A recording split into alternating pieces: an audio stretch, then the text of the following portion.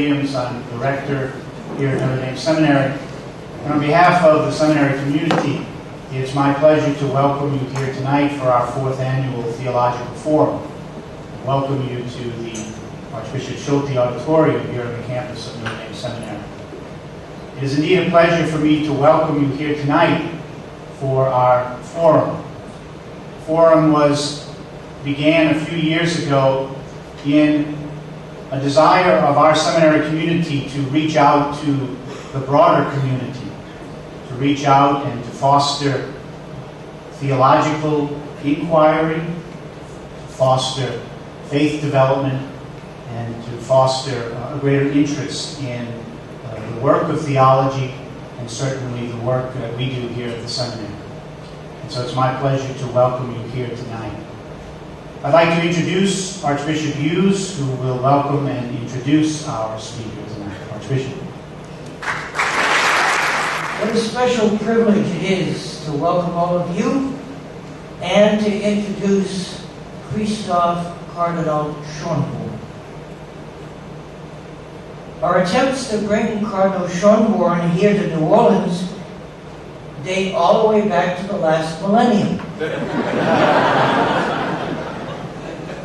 Twice he agreed to come, and twice he had to cancel. He claimed it was because of the Pope. There's nothing we could do about that excuse. On May 2001, Notre Dame Seminary granted to Cardinal Schonborn in absentia an honorary degree. Our hope had been that he would be able to be with us for that very special moment. It's now 2 years ago we were finally able to establish this date tonight.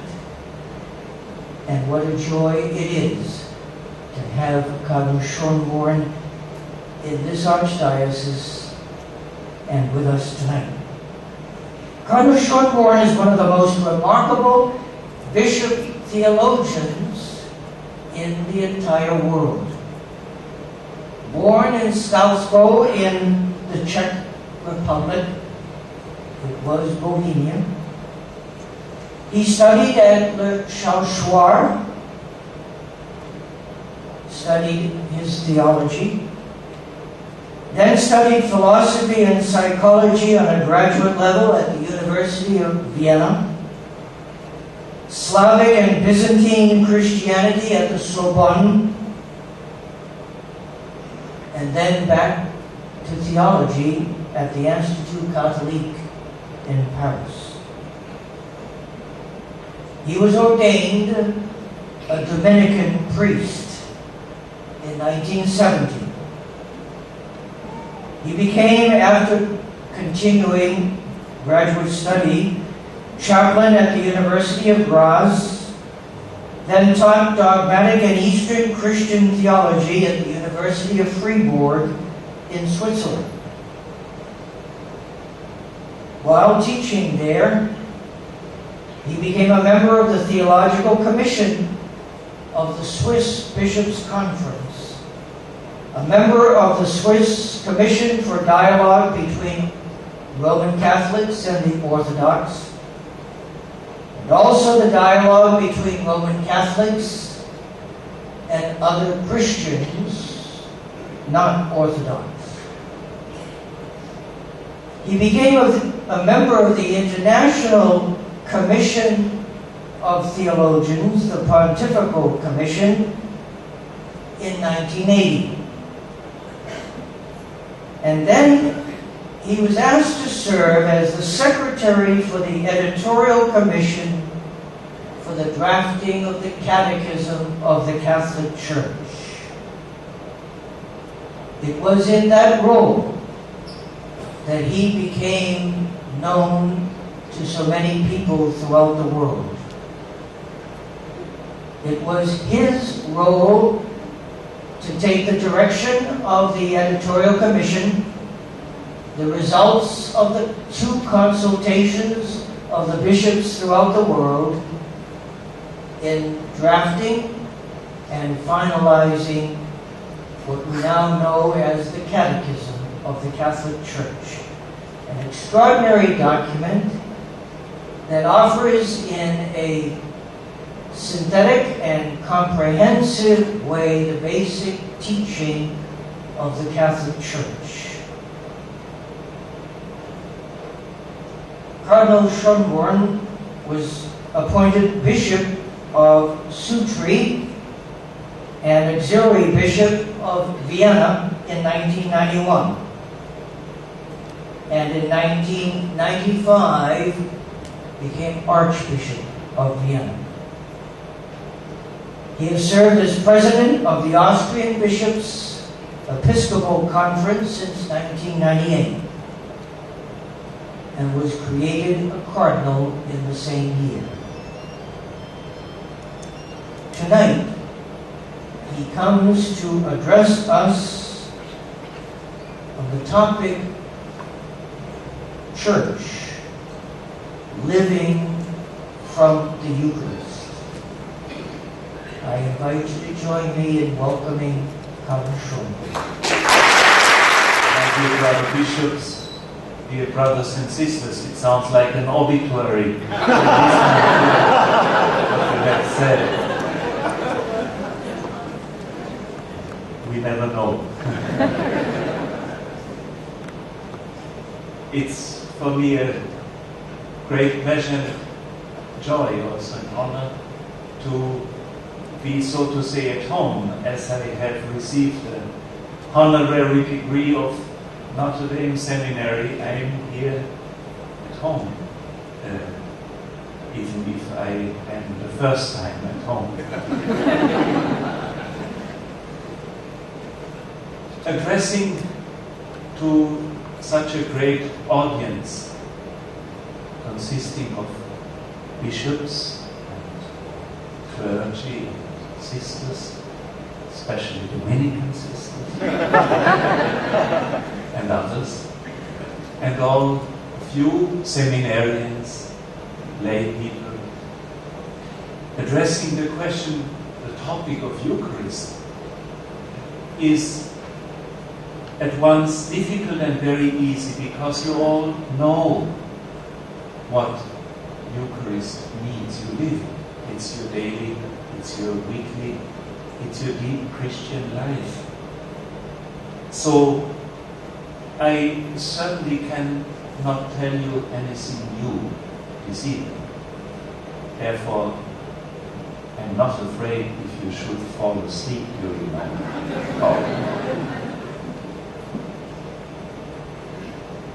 What can I tell you about the Eucharist that would be new for you? I hope I cannot tell you something new. What can we do together? I think we can share the joy of the deepest mystery of our faith. And that's what I intend to do, especially helped by a little book you have heard about already. Seems to be well known in this country. Catechism of the Catholic Church, which is really a gift of God to the Church. I do not say that because I have worked on it, because it is a unique opportunity to deepen faith, to know faith, to promote faith, and I think we all can be grateful to the Holy Father that he commissioned this work to be produced and to serve the faith in the Church.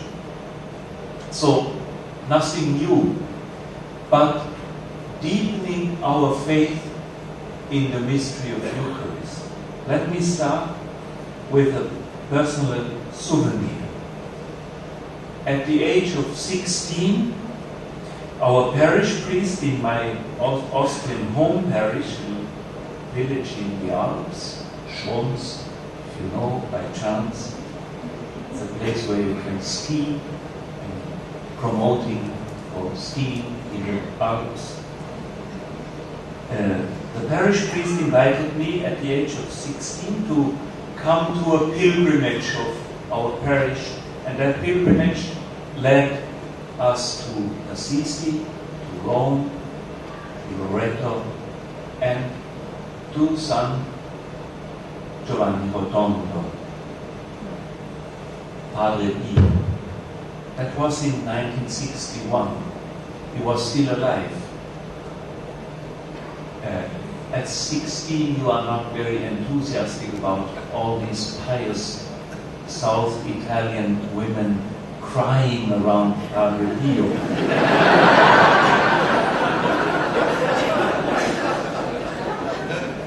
Nevertheless, I must say, I never have seen before and afterwards a holiness celebrated like this. It remains unforgettable. It was the reality, a rare moment where I did not only touch through faith the mystery of the Eucharist, but I had the impression to touch, to see the reality of what we celebrate in the Eucharist.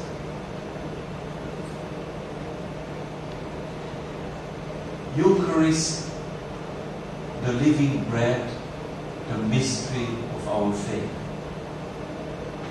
It is certainly a great challenge to believe that this little bit of bread should have become the true body of our Lord, and that little bit of wine is blood. And nevertheless, we believe it. Sometimes it may be difficult to believe it, but we nevertheless believe it. And as John Henry Newman said, 1,000 difficulties do not make a doubt.